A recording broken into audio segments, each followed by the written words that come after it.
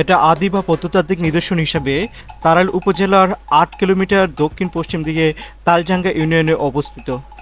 বাবুর রাজচন্দ্র রায়ে ১৯১৪ খ্রিস্টাব্দে এই বাসভবনটি তার নিজের জন্য নির্মাণ করেছিল।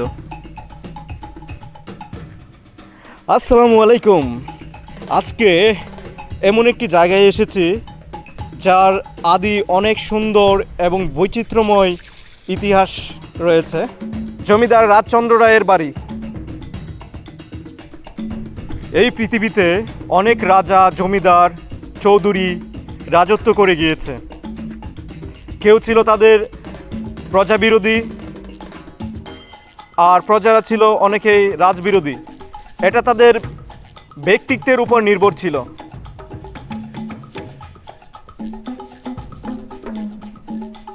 কেউ কেউ প্রজাদেরকে ভালোবেসে ইতিহাস গড়ে গিয়েছে, আর কেউ কেউ প্রজাদেরকে অত্যাচার করে ইতিহাস গড়ে গিয়েছে। কিন্তু কেউ এই পৃথিবীতে চিরস্থায়ী নয়, কেউ থাকে না। এই বড় বড় প্রাসাদ নির্মাণ করে যাওয়ার পরেও কেউ কিন্তু সাথে নিয়ে কিছুই যেতে পারেনি। আমাদের তাড়াইল উপজেলায় অনেক পুরানো আদি ঐতিহ্যময় ঐতিহাসিক নিদর্শন আছে। আমরা বছরের পর বছর পার করে দিচ্ছি, কিন্তু এই সম্পর্কে অনেকেই অবগত না। এর উপরে ৬টি কক্ষ রয়েছে, যা আজকে এই ভিডিওর মাধ্যমে তুলে ধরার চেষ্টা করব। হাম্মামখানা, শৌচাগার, অন্ধকূপ, আরও অনেক কিছু রয়েছে। সোনাদানা রাখার, টাকা পয়সা রাখার একটা আলাদা কক্ষ আছে, যা আজকে বিস্তারিত এক্সপ্লোর করার চেষ্টা করব। দাদা, আপনি তো জমিদার রাজচন্দ্র রায়ের উত্তরসূরি। এই পুরাতন প্রাসাদ সম্পর্কে কতটুকু ধারণা পোষণ করেন? ওনারা চলে গেছেন এই রায়তে 1949 মনে করে চলে গেছে, এবং ইন্ডিয়া তাদের ভবানীপুরে তাদের বংশধর আছে, এবং সেখানেও তাদের এর চেয়ে আরও উন্নত, মানে 2-3 বছর আগে আসছিল, 3-4 বছর আগে আসছিল। ওনারা যে মাঝে মধ্যে ইন্ডিয়া থেকে আসে, হ্যাঁ, তখন ওনাদের জমিদারিত্বের এই ভূমি থেকে, এই মাটি থেকে কি কাউকে কোনো কিছু দান করে গিয়ে যায়, বা এগুলোর কি খোঁজ খবর রাখে ওনারা ইন্ডিয়া থেকে? ইন্ডিয়া থেকে ওনারা খোঁজ খবর রাখে না। এই কিছু 4-5 বছর আগে ওনারা আসছিল, তখন তো এই সব প্রপার্টি এনিমি প্রপার্টি হয়ে গেছে, গভর্নমেন্টের হয়ে গেছে। আর তারপরে এইটা আপাতত স্কুলের এতে আন্ডারে আছে। বাসভবনের উত্তর পাশেই জয়কালী মন্দির অবস্থিত। এখনও বিভিন্ন পূজা পার্বণে হিন্দুরা ধর্মীয় অনুষ্ঠান পালন করে থাকে।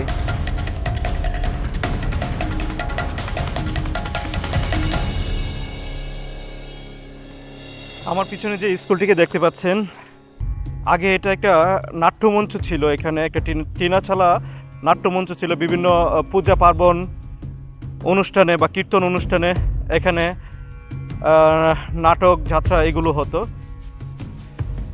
ওই টিনাচালা ঘরটি ভেঙে যাওয়ায় এখানে এখন বর্তমানে স্কুল উঠেছে। প্রাসাদের দক্ষিণ পাশের কামরাটিতে খোদাই করে লেখা আছে রাজচন্দ্র রায়, তালজাঙ্গা। আর এখানে শেওলার কারণে দেখা যাচ্ছে না।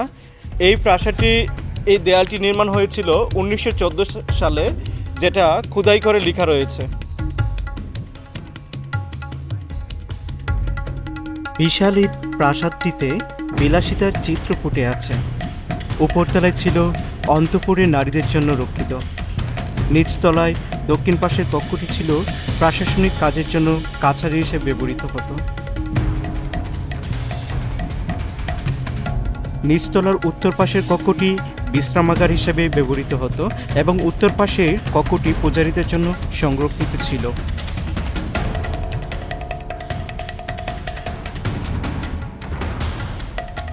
এই সুদর্শন নকশা করা প্রাসাদটির দেয়ালের প্লাস্টার উঠে যাওয়ায় তার সৌন্দর্য হারিয়ে যাচ্ছে। বলে রাখা ভালো, বাবুর রাজচন্দ্র রায় তখনকার আমলের উচ্চশিক্ষিত একজন লোক ছিলেন। তিনি MA.B.L ডিগ্রিধারী অভিজ্ঞ উকিল ছিলেন।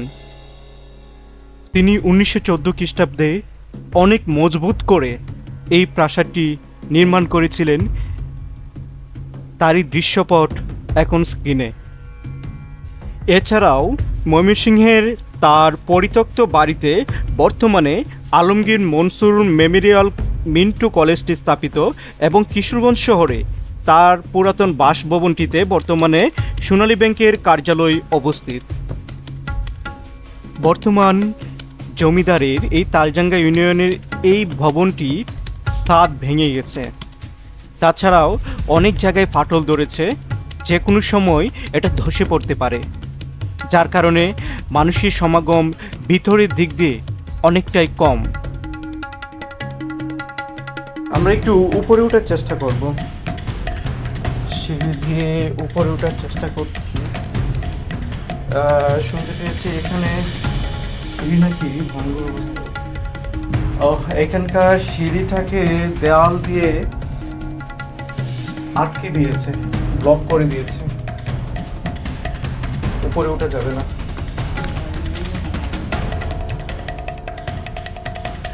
উপরে ওঠার চেষ্টা করেছিলাম, কিন্তু ভঙ্গুর হওয়াতে খুব বিপজ্জনক হবে এই চিন্তায় ব্লক করে দিয়েছে সিঁড়িটা। একটা সিঁড়ি, এই এত বড় প্রাসাদের মধ্যে একটা সিঁড়ি ছিল, সেটাও অনেক সরু এবং খাড়া ছিল। আগের প্রাসাদগুলোতে এভাবেই একদিক দিয়েই একটা সিঁড়ি রাখা হতো দুতলা তিনতলা ওঠার জন্য।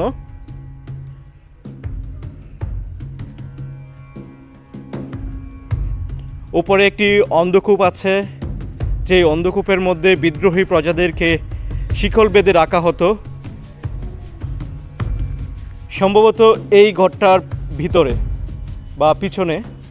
আর এই ঘরটার মধ্যে সোনাদানা এমনকি অর্থকড়ি রাখা হতো। কথিত আছে জমিদার রাজচন্দ্র রায়ের অনেকগুলো হাতি ছিল, আর হাতিগুলোকে খাবার দেওয়ার জন্য এই জমিটিকেই নির্ধারিত করে রাখা হয়েছিল। হাতিগুলোকে বেঁধে রাখার জন্য অনেকগুলো শিকল ছিল, যা বর্তমানে রাস্তার উন্নয়নের কাজের সময় মাটির নিচে শিকলগুলি চাপা পড়ে যায়। দ্বিতীয় বিশ্বযুদ্ধের সময় অনেকগুলো হাতি ব্রিটিশ সরকার বাজেয়াপ্ত করে নেয় যুদ্ধের অস্ত্র যোগান দেওয়ার জন্য।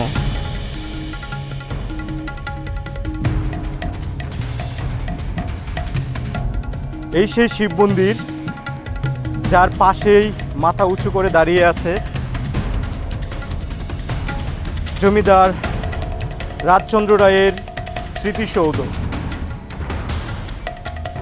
স্মৃতিসৌধের পলকের উপর লেখনী থেকে জানা যায় জমিদার রাজচন্দ্র রায় বাংলায় 1250 সন 18ই ভাদ্র জন্মগ্রহণ করেন এবং 1321 সনে 2রা শ্রাবণ মৃত্যুবরণ করেন। বাড়ির সামনের এই পুকুরটির চারদিকে ছিল সানবাঁধানো ঘাটের কারুকার্য।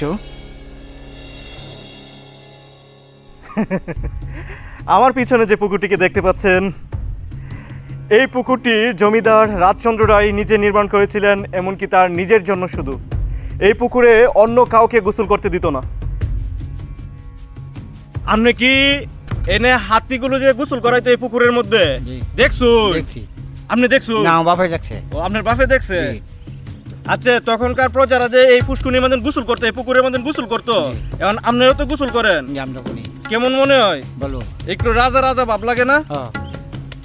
আমরা এখন যেখানে যাচ্ছি এটা জমিদার বাড়ির উত্তর দিকে অবস্থিত। বর্তমানে কাছারির সামনে পুকুরটি প্রজাদের পানির সুবিধার জন্য খনন করা হয়েছিল। এই সেই সানবাঁধানো পুকুর, যেটার চারপাশ দিয়ে সানবাঁধানো ঘাট রয়েছে। জমিদার রাজচন্দ্র রায়ের অনেকগুলো বড় বড় হাতি ছিল, যেগুলো দিয়ে তালজাঙ্গা থেকে ময়মনসিংহ যাতায়াত করত। আর সেই হাতিগুলোকেই এখানে এই পুকুরের মধ্যে গোসল করানো হতো। পরিত্যক্ত এই ভবনটিতে বিনামূল্যে দাতব্য চিকিৎসা দেওয়া হতো। বর্তমানে এর পাশেই পরিবার পরিকল্পনা উপস্বাস্থ্য কেন্দ্র গড়ে উঠেছে। দেশের অনেক স্থানেই এভাবেই পরিত্যক্তভাবে অনেক ইতিহাস পড়ে আছে। সেগুলোকে আপনাদের সামনে তুলে ধরার জন্য দ্য নেচার্স হ্যাভেন সর্বদাই নিয়োজিত। তাই পরবর্তী ভিডিও পেতে চ্যানেলটিকে সাবস্ক্রাইব করে পাশে থাকা বেল আইকনটিতে ক্লিক করে পরবর্তী ভিডিওর জন্য অপেক্ষা করুন।